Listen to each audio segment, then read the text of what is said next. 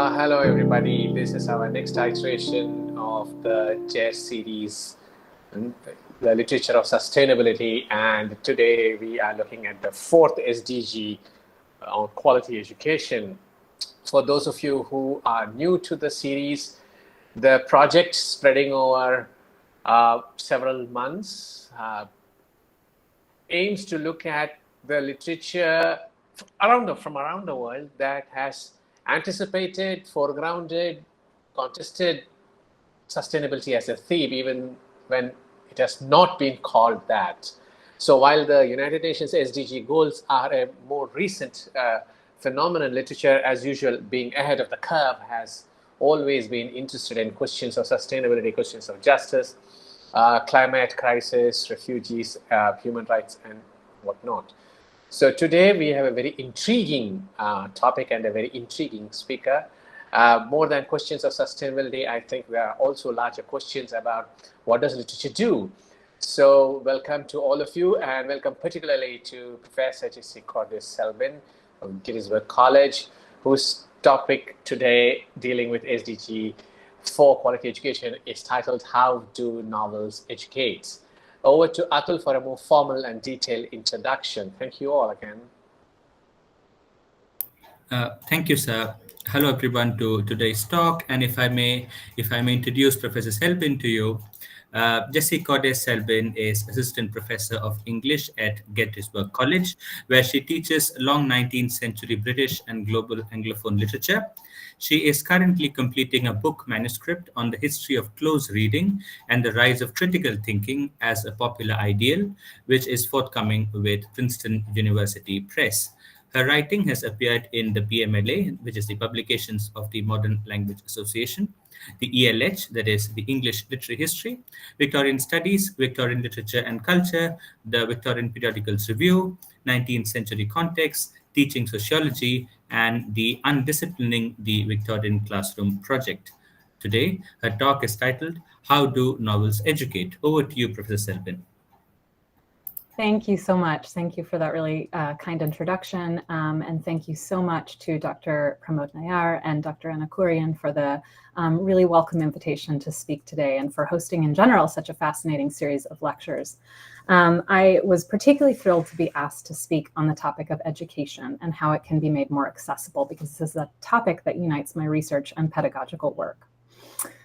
This talk is loosely connected to the forthcoming book project, but also to a new one that I have in the very early stages of development on how novels were theorized before the so-called birth of novel theory at the start of the 20th century. So my thinking is very much in formation here, and I'll be especially grateful for any feedback you all have in the question and answer session. Oh, I also want to share some slides, so let me remind myself how to do that. Just a second. I'm a little more used to Zoom, so just a second here.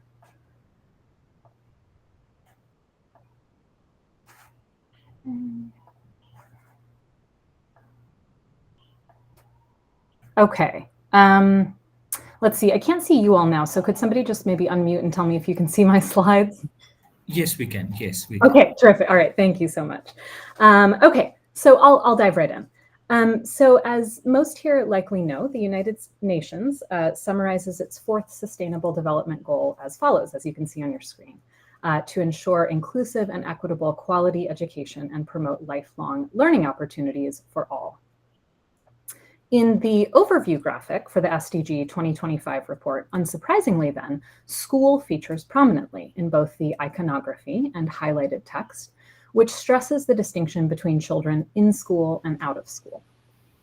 But this slippage raises relevant questions for us today, the slippage between the summarized goal and its main barometer of success. Are schools, in fact, the only sites in which lifelong learning may occur? Without denying the vital necessity of supporting and expanding formal institutions of education at the primary, secondary, and tertiary levels, this talk explores how educational goals might also be met outside of such institutions and in their sustained absence. Here, I want to be very clear that I believe that the most ideal solution to the problem targeted by SDG 4 would be a mixture of institutional and non- or extra-institutional cultural forms that facilitate mass education. But just because institutions disappear does not mean that educational work must cease completely and that literary objects might not be well suited to step in. This talk is structured in 3 parts. First, I'll focus briefly on what we can learn from an earlier era in which educational institutions failed to meet the needs of a mass populace, and in which cheap, popular mediums like the novel came to fill an important pedagogical gap. In the lengthier second section, I'll identify some of the main educational uses that novelists and novel enthusiasts found for the genre in the great age of the novel, so-called great age, the 19th century, articulated here as justifications or rationales for how and why the novel might, or rather novels, might be useful as educators based on values that earlier eras have found for them. The talk will then conclude by looking briefly at 2 20th century efforts to educate mass publics outside of institutions of education, including one associated with UNESCO at the birth of the organization. Ultimately, I'll contend, if novels can be a source of both pleasure and education, they may provide ideal teaching tools in societies where formal education is absent, insufficient, or distributed in inegalitarian ways. So the era I study, 19th century Britain, was a time and place of vast educational inequity, and particularly in the first half of that century, widespread illiteracy. Historians estimate that in 1800, around 40% of men and 60% of women in England and Wales were illiterate, while by 1900, illiteracy for both sexes had dropped to around 3%. So that's, again, from 40% of men and 60% of women to 3% by the end of the century. What caused this massive transformation, historians have asked? In typical answers to this question, one defining event is regularly cited: the 1870 Elementary Education Act that mandated universal elementary education for children between the ages of 5 to 12 across England and Wales. But by the same year, and again, that's 1870, illiteracy rates had already dropped from 40 to 20% of men and from 60 to 25% of women, suggesting that the schools alone were hardly responsible for the transformative shift that occurred over the course of the century.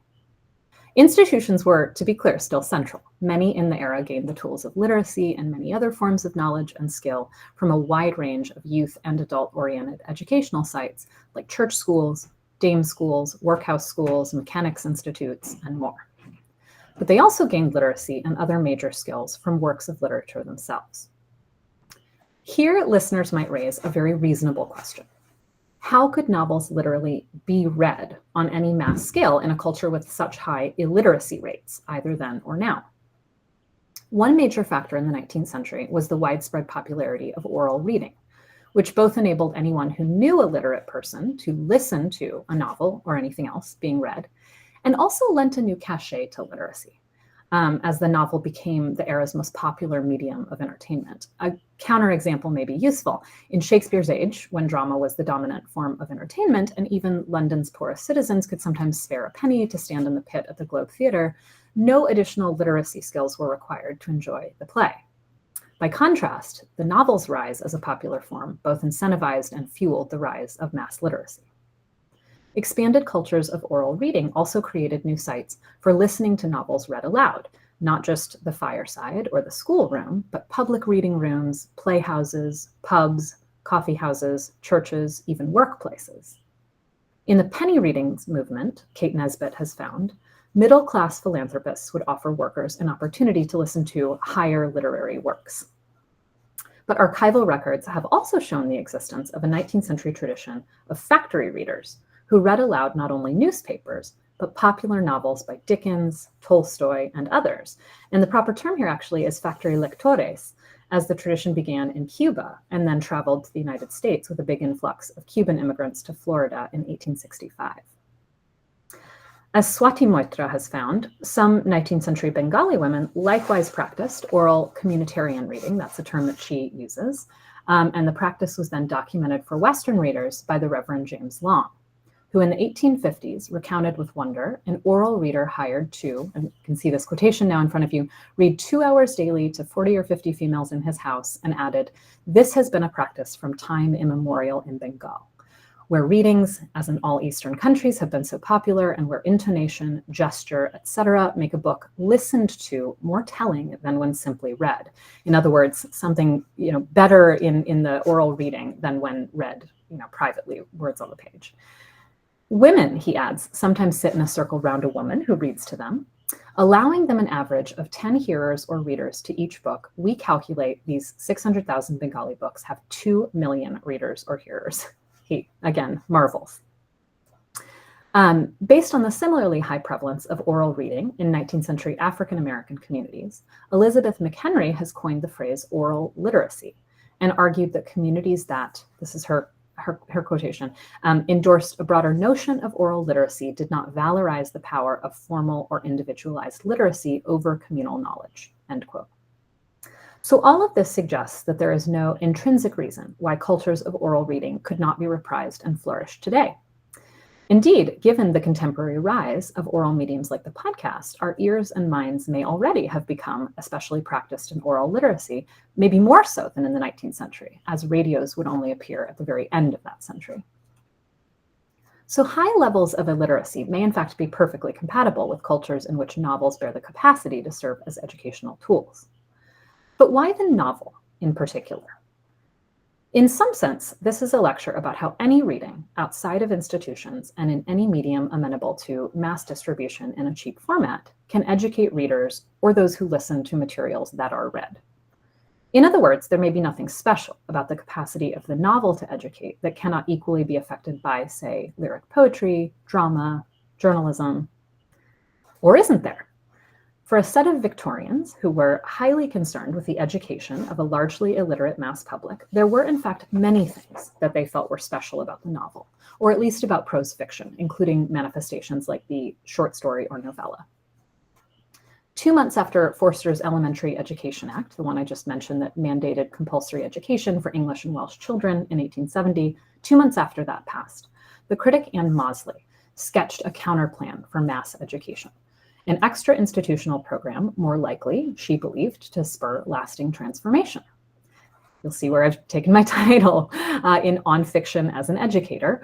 Published in the October 1870 issue of Blackwood's Edinburgh Magazine, Mosley suggests that standardized classroom pedagogies, indeed any reading by acts of authority, I don't know if you can actually see my screen, I'm making quotation marks here, quote, acts of authority or, quote, associated with the routine of duty, these are her terms. She says they're matched only in efficacy by didactic literature. So they don't work. She says they don't work because they render, quote, the fancy hard to enlist. By contrast, she argues, imaginative fiction helps to, again, quotation, awake a faculty or provoke a start in thought, an impulse directing the mind in channels unknown before, end quote. Igniting what she calls a galvanic spark or flash, fiction can furnish an enduring education by transforming ordinary readers into interpretive savants. The process is twofold. Stories first excite emotions, then they activate critical faculties, build readers, quote, aspiring curiosity, and initiate, quote, a starting point of thought. And I love that phrase, a starting point of thought, that they provoke just some sort of starting point.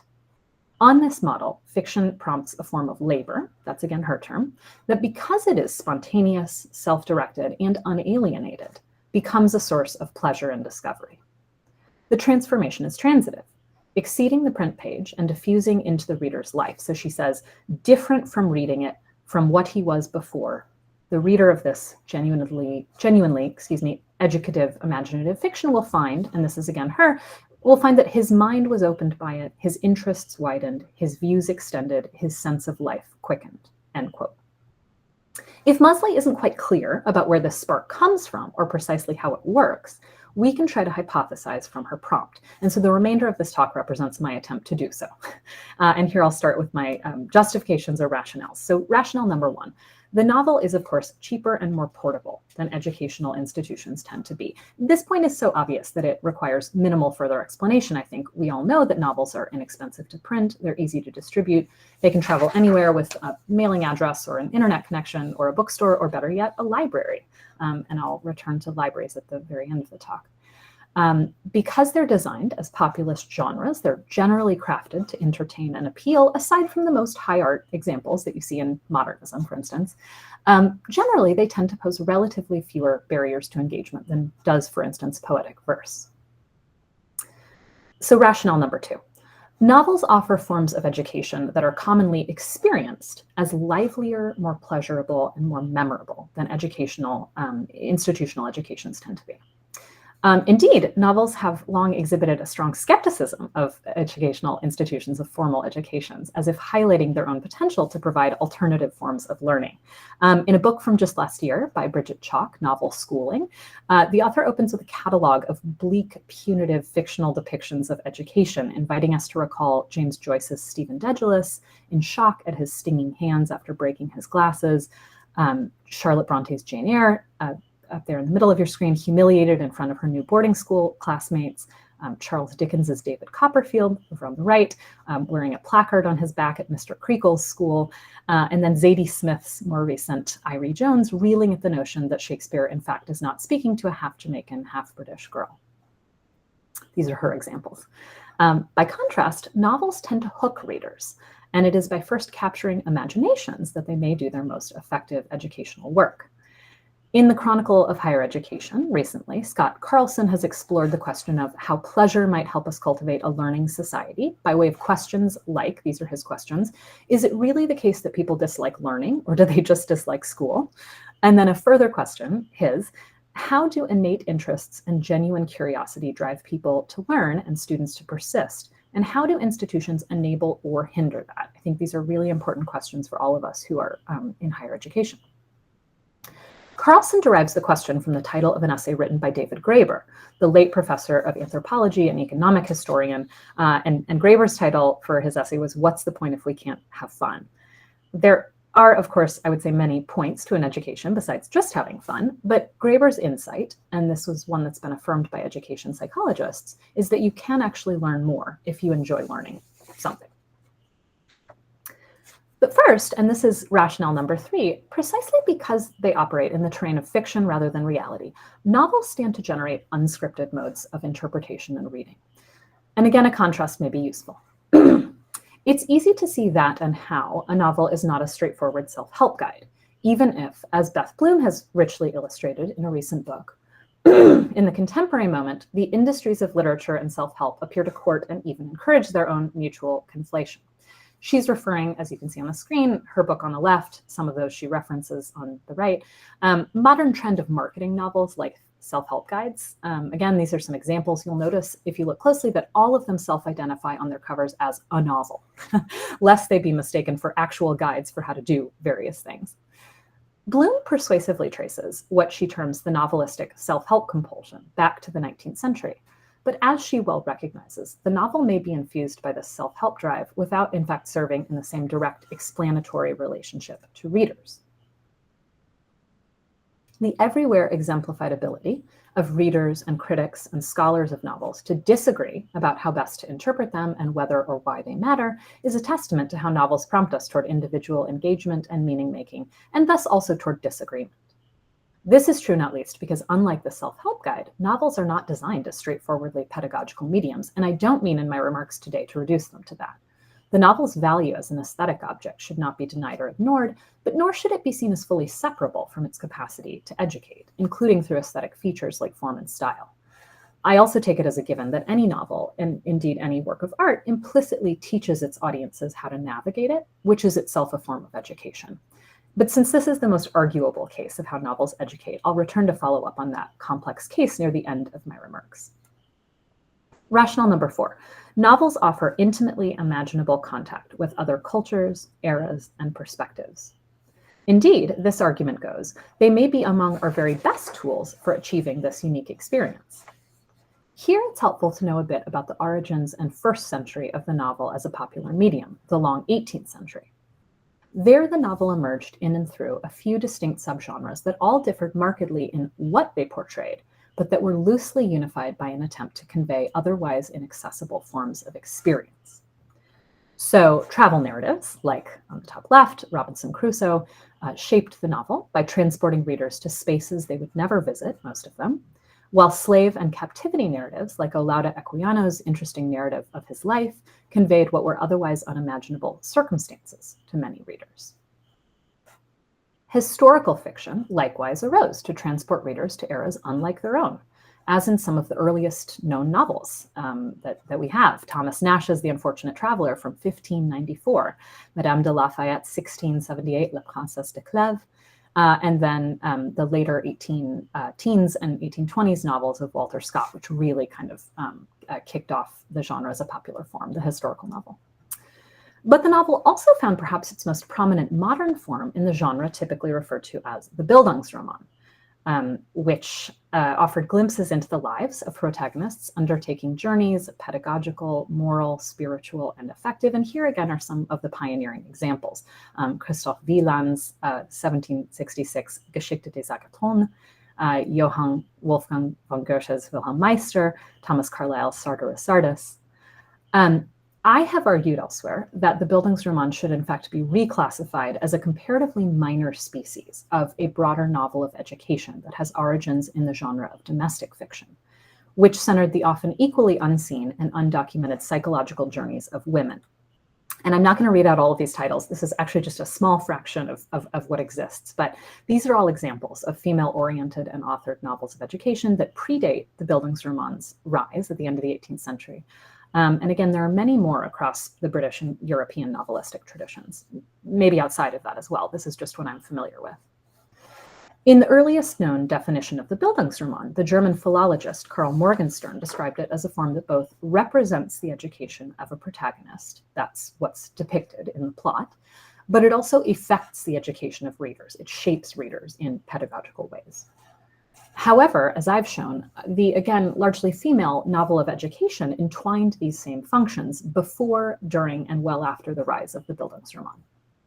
The simultaneously exaggerated and negative reputation of the Bildungsroman today has, I think, obscured more interesting conversations we might be having about how novels may function as tools of education and why the genre has remained tenacious into the modern era and across global cultures. It remains extremely popular the world over. So a related rationale, and this is now number 5, novels help us to hear other voices and uses of language. It may sound obvious or even tautologous to say that different literary genres enable us to hear language used in different ways.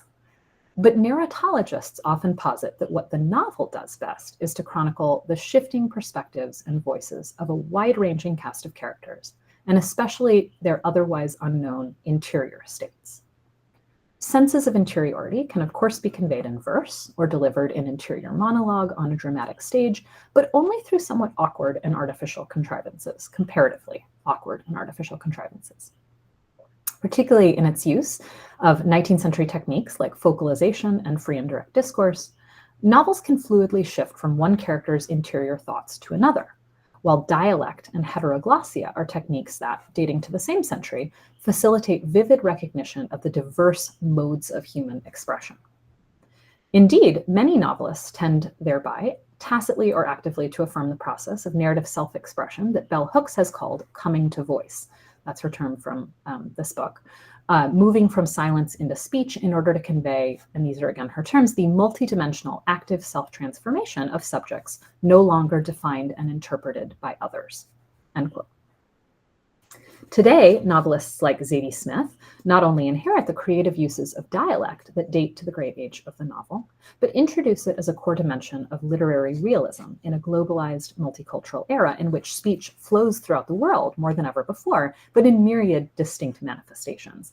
And just as a side note, in the Dickensian tradition, Zadie Smith has done the reading for several of her own audiobooks, and she does all of the different voices, and there are so many of them. You know, if you've read her novels, she does all of them just remarkably. So rationale number 6, as part of this capacity to help us really see and hear what it is like to live as someone else, novels have long been understood as cultivators of moral sympathies, or to put that more simply, tools for teaching readers how to be better people. This is again part of where Bloom derives her argument about the novel as a self-help guide.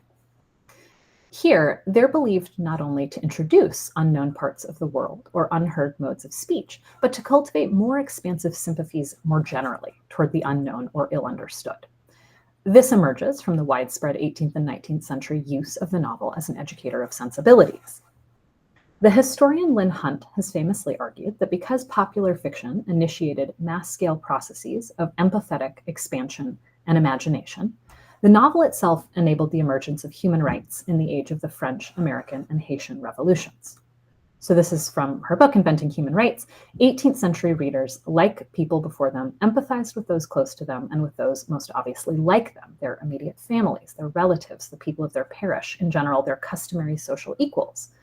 But 18th century people also had to learn to empathize across more broadly defined boundaries. In reading, and through reading really, they empathized across traditional social boundaries between nobles and commoners, masters and servants, men and women, perhaps even adults and children. As a consequence, they came to see others, people they did not know personally, as like them, as having the same kinds of inner emotions. For this reason, she asserts, it's no accident that appeals to human rights, to the fundamental liberty and equality of all humans, also arose at the same time, because she argues they were fueled by what novels newly enabled people to see and feel about those, again, unlike themselves. Here again, the novel was strongly influenced by adjacent non-fictional autobiographical genres like the slave narrative, which perhaps most explicitly sought to reach and educate both readers occupying the same subject position as the author, and also those from radically different subject positions. So to this end, in a 1949 narrative written by the Fonte Royal William Ansa Sascaro about his enslavement in the West Indies, we find strategic relatability appeals to European audiences, including this title page epigraph that references Shakespeare, Aphra Behn, Joseph Addison, among others. But in this same text, we also see him make more challenging appeals to change readers' minds. So he says here, whatever some men may think, human nature is the same in all countries and under all complexions, and to fancy that superior power or superior knowledge gives one race of people a title to use another race who are weaker or more ignorant with haughtiness or contempt is to abuse power and science, and in spite of both, to show ourselves worse men than those who have neither. So here arises rationale number 7. While novels have long been seen as foremost vehicles for naive identification, they also routinely promote identification against type.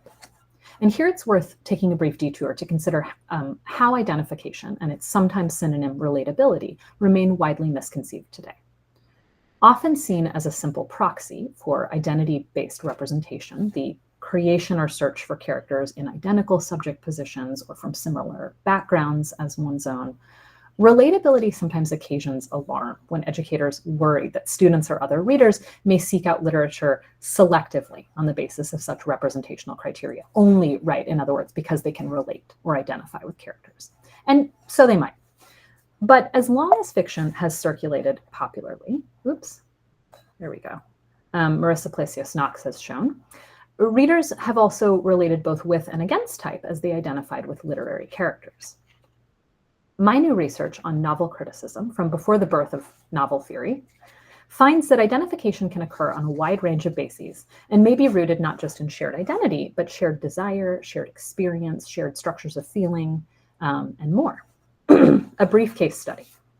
One of the more famous reviews of Charlotte Bronte's novel, Shirley, begins by praising Jane Eyre, its immediate and far more popular predecessor, as a novel that inspires identification. Indeed, the review is often cited as a defining example of a form of identification that borders on the excessive.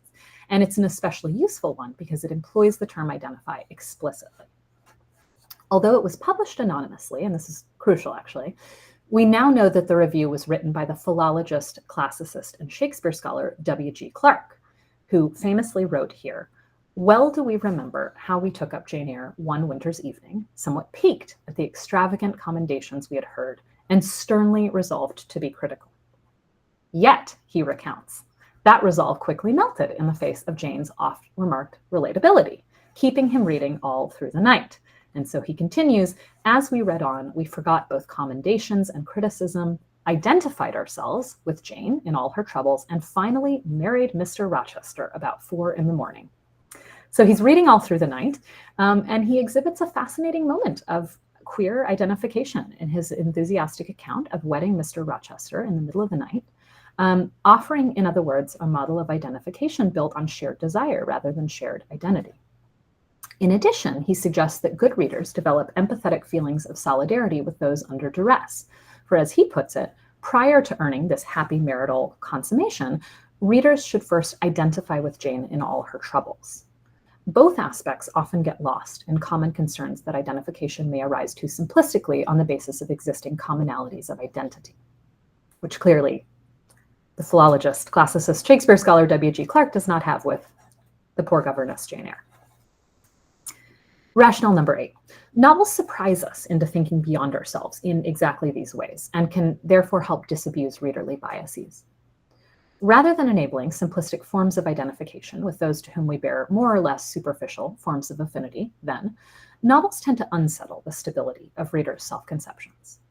The capacity of art to surprise was brilliantly documented in the 19th century by the novelist George Eliot, who in her 1856 essay, The Natural History of German Life, argues that art should rattle preconceptions and biases. She writes, this is a fairly famous passage, that the greatest benefit we owe to the artist, whether painter, poet, or novelist, is the extension of our sympathies. Appeals, she says, founded on generalizations and statistics require a sympathy ready-made, a moral sentiment already in activity. But a picture of human life, such as a great artist can give, surprises even the trivial and the selfish into that attention to what is apart from themselves, which may be called the raw material of moral sentiment. So again, readers need to be surprised into attention to what is apart from themselves, to what is outside of what they already know and think and believe. Anticipating formalism's fascination with defamiliarization and aversion to stock responses, Eliot argues that fiction should, again, surprise readers into thinking beyond themselves through these jolts to the attention.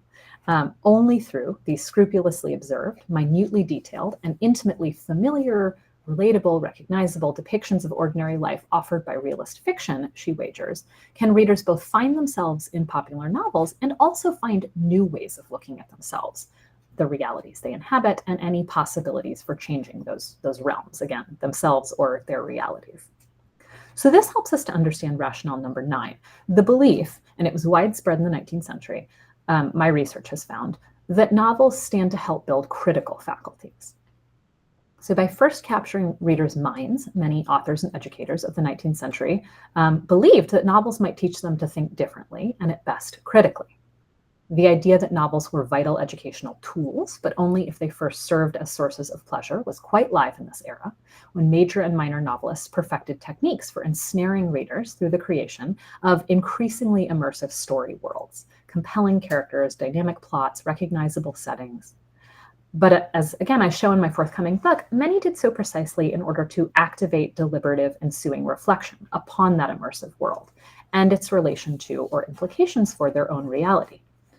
This model is set particularly clearly by Eliot's own first novel, Adam Bede, from 1859. Here, readers are immersed in the world of a typical, familiar, rural English countryside, and this is very much who it was for a full first volume. You can see here I gave the table of contents because a full first volume is just the story, scene setting, compelling characters, plot twists. And then as the second volume opens, and this is the part I want to draw your attention to, book 2 starts and there's a chapter called In Which the Story Pauses a Little. And that's exactly what it does. The story pauses a little to offer a kind of meta-theorization of what literary realism is, and to prompt readers as part of this to explicitly scrutinize their own unexamined habits, biases, and beliefs, and explicitly arguing that the development of a critical eye requires the cultivation of skeptical inquiry in readers otherwise inclined to complacency, habitude, prejudice. She received a lot of flack for this. Readers didn't like feeling, sort of upbraided in this way. But she basically said, you will read with prejudice unless novels sort of shake you out of this.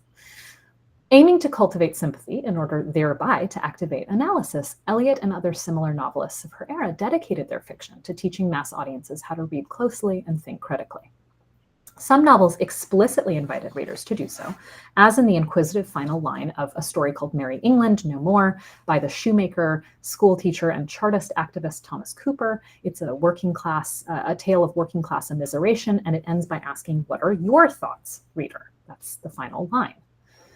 As my book shows, novelists of the 19th century also employed subtler formal devices, intrusive apostrophe to readers, strategic paradoxes, pointed questions, demanding paratexts, and other devices to kind of pause, challenge, elicit analysis of both literature and life.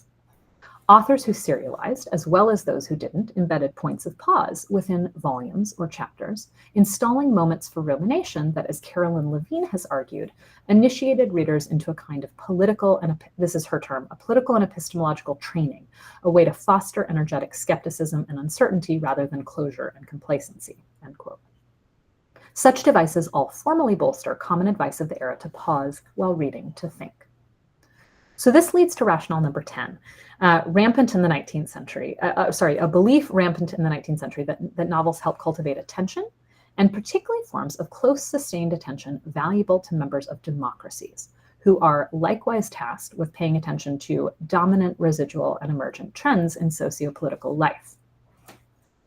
So, like many today, the Victorians believed that they existed in an era of unprecedented distraction, a state brought on by factors like the increasingly hastened speed of modern life. You could think of the new and newly accelerating railway systems and new communication technologies like the telegraph, the rapid pace of new political reforms, the spread of advertising, as you can see in this really rich illustration from 1890s Punch magazine, and the proliferation of cheap print, which meant that there was sort of more and more to keep up with in your reading, a familiar experience for all of us, I would guess. Precisely because the novel is long, too long to read in one sitting, particularly in its famously ponderous 19th century incarnations, it was understood to train readers to sustain attention over the course of a given reading session, as well as over the multiple, perhaps great many, reading sessions required to see a story through from cover to cover. We find versions of this argument updated for our own age and everywhere. Here the argument goes, the capacity to lend attention to texts of greater length than, say, 280 characters, the length that is of a free tweet, is a skill that will enable us to keep eyes trained on authoritarians or other bad actors who use sound bites and slogans to reduce collective capacities for thought. That's just sort of an updating of a very common 19th century argument. But rationale number 11, novels stand to educate not only in utilitarian ways, but in aesthetic ones. So dating back at least to Friedrich Schiller's 1794 formalization of the belief that art can provide valuable forms of aesthetic education, novelists and aesthetic theorists have explored how the novel might be seen as both a vitally aesthetic form and one that educates through this aesthetic form. And again, these were both ideas that still required defense in the 19th century. This prompts the question of how the novel can serve as an educator, not only through its use of content, i.e. the telling of previously untold stories, but also through its use of form. Many modern novels of education indeed do both at once by articulating experiences that many readers will find new, the novelty of the novel. That's why it's called that. It's new, it's the new form. And by doing so through formal features that intentionally render the reading process more difficult and more laborious, a different way of educating readers. I'm thinking here of works, I mean, there are many, but I'm thinking specifically of works like Jamaica Kincaid's Annie John, Sandra Cisneros' The House on Mango Street, that relate classic novel of education stories of growth or development in a protagonist, but also do so through the form of disconnected vignettes that challenge readers to piece together diverse episodes in a life, rather than something like more traditional narrative continuity or plot, rather than providing. You'll see that Gwendolyn Brooks provides a blurb for Cisneros' book, which is why I made it slightly larger here. And this is fitting because in terms of their pairing of substantive and formal educations for readers, novels like Annie John and The House on Mango Street follow a model set by Brooks's own verse novels written in poetic verse, Annie Allen and Maud Martha from 1949 and 1953, which likewise recount stories of the mid-century life of young African-American women, including the racism, violence, and death they're disproportionately likely to experience, but did so through the form of poetic vignettes, and by this point in time, unusual and unfamiliar verse forms like the experimental sonnet ballad. Aesthetic features of fiction, including perhaps most essentially its ineffable and irreducible beauty, are not the only mechanisms by which novels sustain interest and spark joy, but they are among the elements that distinguish them as particularly viable candidates for mass educational work. The aesthetic justification reminds us that perhaps the highest work and art of the novel and other literary mediums is to provide precisely the kind of education that cannot be imagined or foretold in advance. This means that continued and conceivably illimitable work remains to be done to understand how novels can serve as vehicles of education without being reduced exclusively to this purpose or ambition. Thus, it is the function of the narrative gap that reader response theory centered in its account of how readers ultimately help create texts themselves, as in the fiction of Toni Morrison, who, as one of her scholars has noted, frequently recounted her own deliberate strategies for creating hermeneutic gaps that challenge readers to move from familiar to unfamiliar interpretations of life and living, a key educational mission, if ever there were one.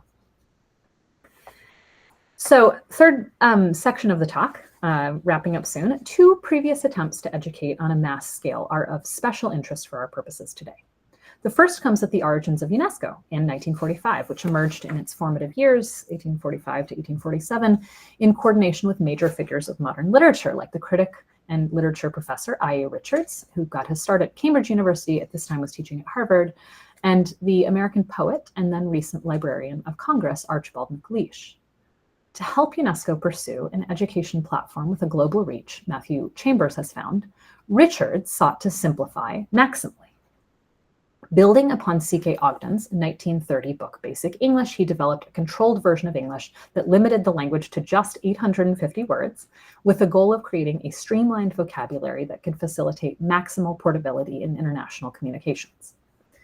After producing this and related works of the 1930s and 1940s, you can see some of them here, his Put in the Pictures installments in the First Steps in Reading English series, and his 1942 How to Read a Page, a course in efficient reading with an introduction to 100 great words. Again, really streamlining the vocabulary. After he did this, Richards identified UNESCO as the organization that could most effectively implement his vision for a world language. In this project, Richards both worked to systematize meaning-making as a public activity, this is how Chambers puts it, and again, prioritize simplicity. Here, his work aligned with the longstanding UNESCO mission of promoting fundamental education. That's a formal term used continuously since 1946 to indicate an investment in finding what the organization first described. You can see this here.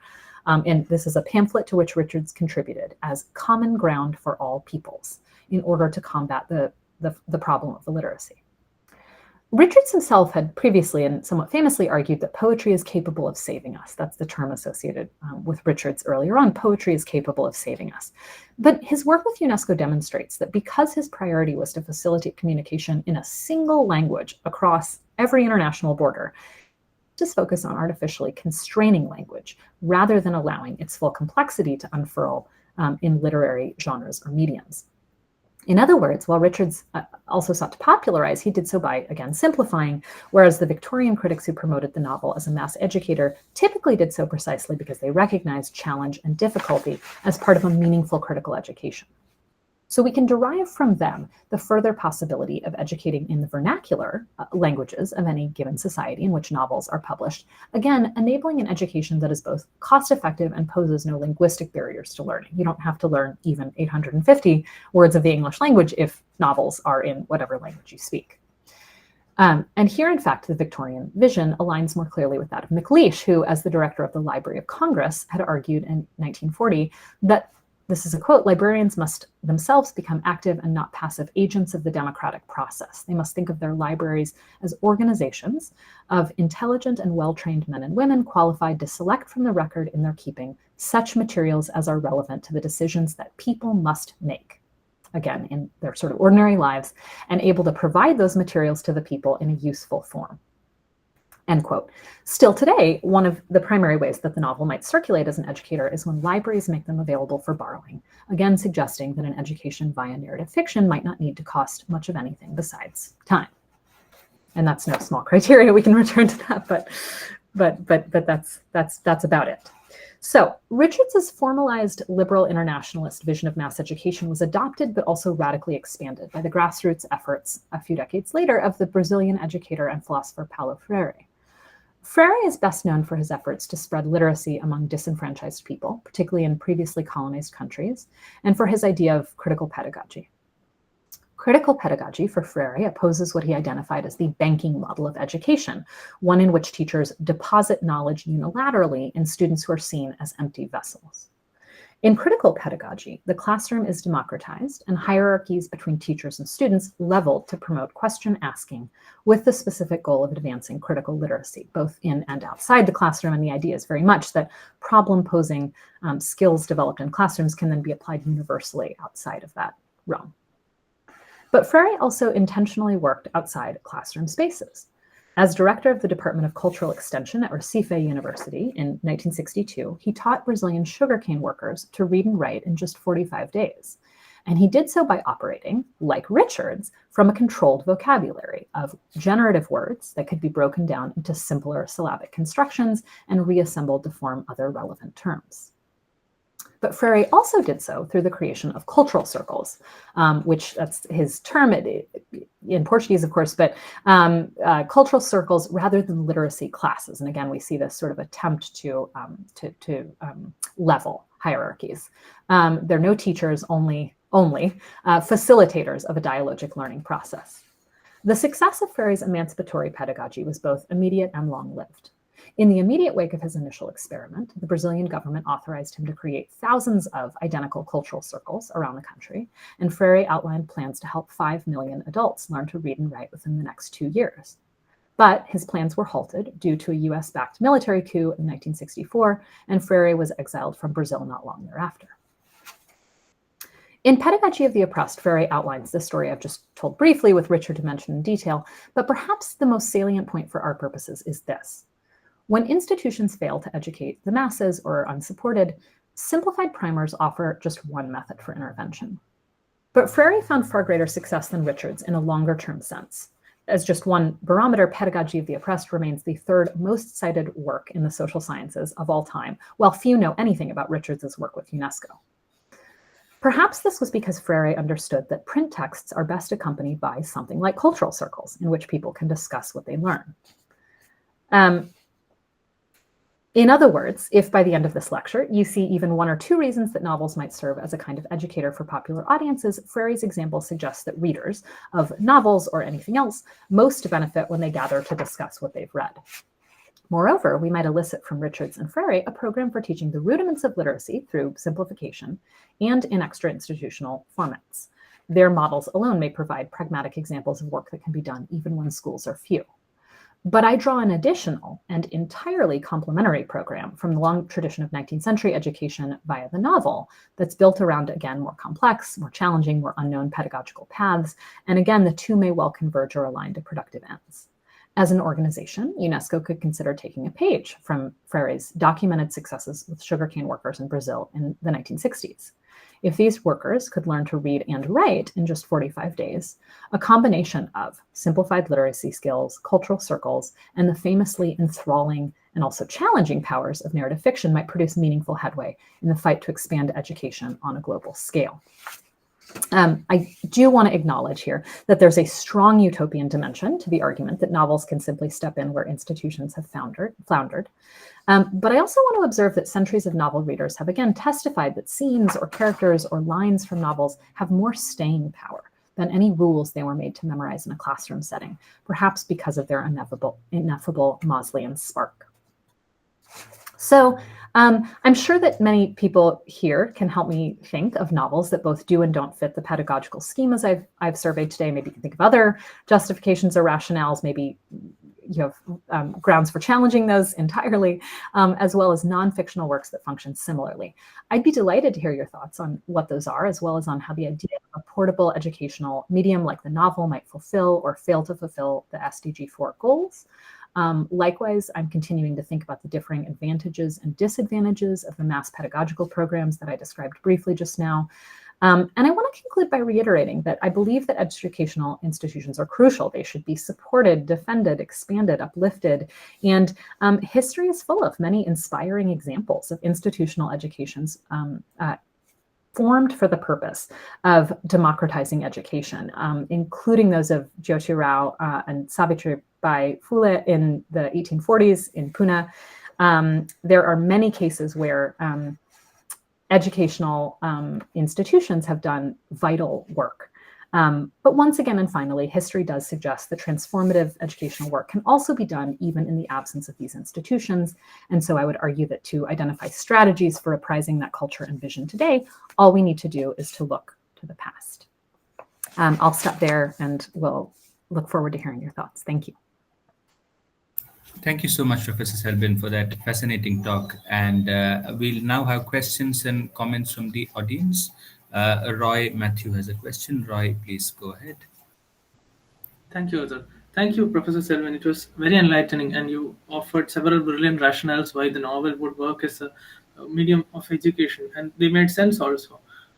But I was thinking, when I generally read a novel, if I am to read a novel as a means of education, what I should be looking at is, how the novel makes me feel, what I understood from the novel, what I misunderstood from the novel, things like that. But generally, when I read a novel, the major selling point of most novels to me is the plot itself and the flow of the plot. So I would be more, ideally I should not be, but I would be more interested in what happens to a character, and I would want to find that out, particularly the longer novels. So you did mention Freyr's point that discussion would be a very effective means of education. So I was wondering, if we were to go that route, what could we discuss? More than the flow of the plot and what happens to each of the characters and whether they deserved the fates. What else could be discussed to appreciate the novel in its nuance? Not just very complex or very philosophical novels, but any novel that one could take up for. I'm thinking things like Charles Dickens or P.G. Wodehouse, any novel that one could take up for discussion. That was what I was wondering about, Professor Selvin. Thank you. Yeah, thank you so much for that great question. I love that. And plot is probably, I wrote that down because plot, I think, is something I should be really thinking more about. I think what I would want to say is that plot is certainly like the thing that gets people in the door most often. Like, plot, characters, like these are the things that make people want to keep reading. But particularly as you say plot, like what happens once you've been gripped by the plot of a novel, that's sort of the thing that ideally makes you want to keep going. What some of the other things that it's so hard to say sort of like what else might you discuss about a novel, because I want to say any given novel provides different types of things that one might discuss. We find this in the classroom, we find this in book clubs are something I didn't really mention, and book clubs actually date back to the 19th century. But what else can be discussed? So often there are interpretive questions, right? Of course, about like how should we understand like the motivations of a character? Why did they do a given thing? George Eliot, who you can tell I really like, basically, her theory of realism in that 17th chapter of Adam Bede that I pointed us to really hinges on the idea that if you know enough about a person, and the novel is sort of her tool for getting to know things about people, there's a light in which you'll find them sympathetic, or you'll at least understand where they're coming from. And that it's this sort of radically humanizing function of the novel that it, I think in her version, you can sort of find like the origin of all pathologies if you just get to really understand someone's mindset. So it can raise these really heady sort of epistemological and interpretive questions, novels, can, about why a person acts in a given way. Sometimes they can raise ethical questions. Readers find this a lot with the novel Lolita, right? Where the protagonist and narrator, Humbert, the narrator, is a monstrous person. He's a child predator, but he's sort of likable. There's sort of something about him narrating that novel that sinks its claws in, right? That again, that's the sort of like moral or ethical predicament raised by that novel is, what about when novels, humanize people whose actions are monstrous? So I, again, it's hard to sort of, I think there are sort of so many different ways that points that, I don't know if I'm answering your question, but, sort of different points that could be raised for discussion, and that a lot of them will be generated by any given sort of novel itself. You mentioned Dickens. I think, Dickens was really crucial in the movement in the 19th century for social reform, right? So his novels are understood as novels of institutions. They take up institutions like the court, public education. I probably should have talked more about Dickens today, given how invested he was in mass education. What happens when those institutions aren't functioning as they should be? What are some of the most effective ways to draw attention to that? For him, right, it's often satire, comedy. Sort of sending them up, making farces of them. These, I think, again, are some of the types of work that things that readers could discuss on the basis of what novels suggest. Is that? Tell me if I'm not quite getting at what you were asking. I get you, Professor Selbin. Thank you so much. Thank you. And I haven't been looking at all in the chat, so I don't know if there's anything in here. Please repeat the first 5 rationale numbers. Yeah, I was inspired here with the rationales by John Guillory. Has this very new book that came out earlier this year on close reading, which is very sort of central and important to my work. And he has something about sort of like justifications or rationales for close reading. So I kind of just borrowed that structure. I found it really useful. So what did I say? So, the first was just this idea that the novel is cheaper and more portable than educational, than institutions, right, tend to be a really easy thing to fund. Number 2, I said they offer forms of education that are commonly experienced by many readers as livelier, more pleasurable, more memorable than institutional educations. People really remember really formative novels in their lives. Rationale number 3, they stand to generate unscripted modes of interpretation. This is, again, where I was having a little bit of trouble answering that last question, because I sort of want to say every novel will do a different thing. And every novel will work upon a different reader in different ways and at different points in their own life. I've certainly had that experience. I mean, the first time I read Middlemarch, I look back now and think I got very little out of that novel. And every time I reread it, I get so much more out of it. Number 4, I said novels offer a contact with other cultures, eras, and perspectives. This is really something that narratologists think is quite central, that there's sort of, I mean, particularly for a case like the historical novel, like how could you really know what it was like to live in an earlier era?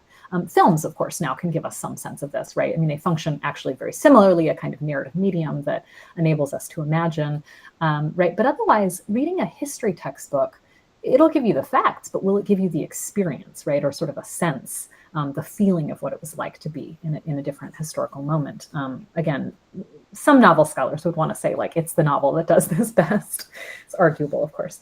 And then 5 was novels help us to hear other voices and uses of language. And this is where actually I think, the strong narratological argument would say that really novels do this best, maybe even more than than narrative, like historical films, because you have what Mikhail Bakhtin, the Russian formalist narratologist, called heteroglossia, this interaction of sort of individual voices inflected by all of the types of languages and rhetoric and discourse that run through society. So like newspapers and the language of ceremonial occasions and the language of the courts. I mean, he gives a lot of examples from Dickens, actually, of how sort of formal legal language intersects with someone's personal language, that the sort of in a written medium interaction and intersection of these different forms, like on the printed page, really produces a kind of unique experience. And that it's the novel that's most capable of doing this. People have argued against that, of course, that we can find this elsewhere as well. But I don't know, that this is central to what novels do, I think.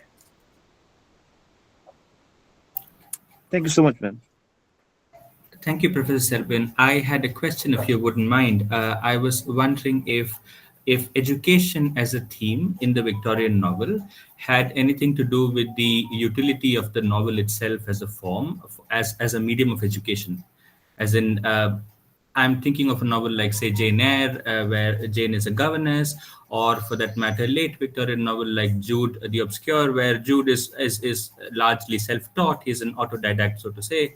Or you mentioned Dickens, so Hard Times, for example, which begins with a school scene. So I was wondering if education as a theme, which seems to be quite prominent in the Victorian novels, if that had anything to do with how the novel was such a useful medium for education. Yeah, and it's so interesting because, I had that one slide where this book that came out last year by Bridget Chalk, she talks about how so often when the novel, including in the 19th century, represents education, it's really to portray it as this horrible experience that, like Jane Eyre, like David Copperfield, like, so many of these other figures, you go to the classroom and you just get punished, you're made to memorize things and it's boring and it's ineffective and you can't connect it to your daily life. And then somebody's, like rapping your knuckles with a ruler or whatever. And that Yeah, almost again as though the novel is really sort of positioning itself in this time period as like, you can get a better education, a more exciting and more vibrant one through, this medium and on your own time. And this is part of the sort of populist argument that I'm looking at by some novelists and some educators of the period. Put a novel in the hands of, an ordinary person, and it will do so much more for them than classes in the schoolroom will do. It's maybe worth noting that the study of literature in English, and particularly of novels in English, really gets its start outside of institutions of higher learning in Britain. So, particularly the Oxbridge schools in the 19th century are all still studying the classics in Latin, in Greek, right? They're not reading English literature. They're certainly not reading novels because these are, widely deprecated forms. They're associated with women. They're associated with workers. They're not seen as prestigious. And so it really has to kind of filter into the academy from without. I mean, it's sort of this grassroots effort that, comes up to the academy rather than, I think we probably imagine this idea that like everything, starts in the academy and then filters outward. Very much not true in this case. Anyway, you were asking about education in novels of the 19th century. I mean, I'm sort of hard pressed to think of an example where an important education, like a transformative and valuable educational experience is offered in the classroom. I mean, I'd be so, delighted if anybody, had examples, because I certainly wouldn't want to say that there aren't any, but so much more often it is an impoverished form of education that classrooms offer, and a sort of rich one that, as you say, autodidacts can sort of shape for themselves outside of the schoolroom. And then this is, of course, certainly the experience of so many populations, the poor, right, girls and women, in the American context, African Americans, right, people who are categorically barred from most institutions of education. They have to be autodidacts, and they regularly recount in the 19th century, sort of learning everything valuable that they've learned from experiences of reading. I'm just seeing another, in a digital age where they're more likely binging, how can novels as a medium? Oh my gosh, I love this question, and it's such a tough one, and I sort of worry about it too now that I have children. The takeover of social media, the way it's affected all of our attention spans. I mean, I find this myself, it's really hard. I have to just like completely put my phone away if I want to get real reading done. When I hear people make a more positive case for this, it's often with something like book talk, which I'm not even on TikTok, so I don't really know, but I gather that book talk is like the literary version of TikTok, and this idea that often, and I guess this is a real documented phenomenon, new novels will be promoted. Often novelists will self-promote, particularly those who have self-published, on Book Talk, and they'll get quite a following, and they'll send people to their novels through social media. Now, I think what you're pointing to is that there's a really importantly different experience between watching I don't know, what are they, like 30-second, TikTok video or whatever, and then immersing yourself in a 900-page novel. That's a really different skill. And this is where, again, if I have any kind of optimism, I think I've just presented a very optimistic talk. I don't always feel that.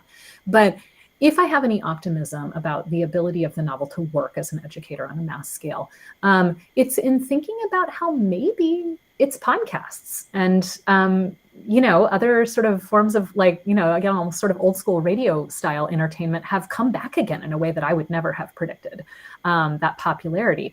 I think I myself have gotten better at listening to things like podcasts or novels.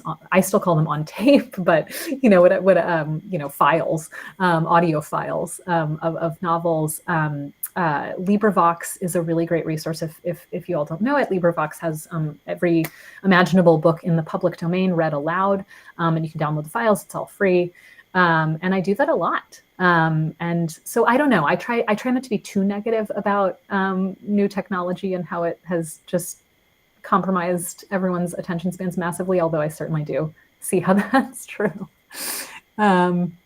but I think it requires work. I mean, maybe that's just the final thing to say here is that, yeah, how do we convince younger people that it's worthwhile to commit their attention to something long form rather than just binge scrolling TikTok videos?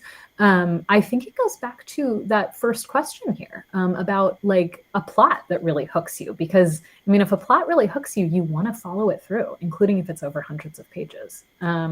So I think, plot-driven novels, that's an important function. It sometimes gets deprecated as, mere plot-driven novels as opposed to, excuse me, sort of high art ones that are doing something formally or aesthetically accomplished. I don't think plot should be sort of, like looked askance at all. Plot is really important for investing readers. It always has been. I mean, anytime novels have gained traction, it's because they're, on a mass scale, it's because their plots have been really good. Okay, I'm seeing another comment. How are novels useful in developing basic literacy skills? Yeah, I mean, that's such a great question. And this is where, I mean, it was sort of a sharp turn at the end, right? To think about I.A. Richards and Paulo Freire. But I think there's something too, I guess this is exactly what I'm trying to think about right now is, is it important to kind of unite what these authors are talking about, authors, but what these cultural figures, our educators are doing in like simplifying a language such that if you really don't know how to read, you can learn these kind of fundamental or basic literacy skills at the same time as, or maybe as part of the same effort, or maybe, as preparatory work too, or something, being able to read like a novel that has, clearly more than, 100 words or even 850 different kinds of words. Yeah, I mean, I think, again, part of where I see modest cause for hope in the 19th century is just in how rapidly literacy rates increased in that century, even before 1870, even before people were getting, a sort of new required, education in their early ages, precisely because novels just became really popular. Like it sort of, was like trendy to learn how to read, to gain those skills so that you could keep up with. These novels that were circulated in libraries, that were printed in penny papers. I mean, serialization was really key here too, that you didn't have to be able to afford to buy, one of these beautiful bound, expensive volumes if you could buy the penny paper that was serializing the story that you wanted to read. Serialization, I mean, this is another thing to say. I think maybe things like, I don't know, like, podcasts, and again, maybe certain forms of Netflix, not the Netflix where they release everything all at once, but the Netflix where you have to wait from week to week to watch something. Serialization has sort of returned today. And so again, I think as we consider how maybe we're training ourselves into some older forms of media consumption, is there something valuable about them? And again, just in terms of sort of sustaining interest in a narrative plot over, a number of weeks, a number of months, a number of years even, how do we do that? I think, I don't know, we sort of are in some different forms. I really appreciate these questions. I'm happy to take others or suggestions about where this work might go. Are there any more questions or comments for Professor Selbin? If there aren't, we could probably conclude today's session. And if I may offer a formal vote of thanks, first of all, a big thank you to Professor Selbin for accepting our invitation and for that wonderful talk and for engaging with the audience. Thank you so much. And thank you to everybody in the audience for their questions and comments and their interventions. Thank you so much. And thank you to Mabel Susan, who designed today's poster. And thank you to everybody who came. And this talk, like all the others, is being recorded and will be up on our YouTube channel and the website of the UNESCO Chair in Vulnerability Studies. So we do hope that you will go and check the website and the YouTube channel. So thank you so much. Thank you, everybody. Thanks for joining. Thanks, Jason. It was fabulous. Thank you. Thank you. Bye.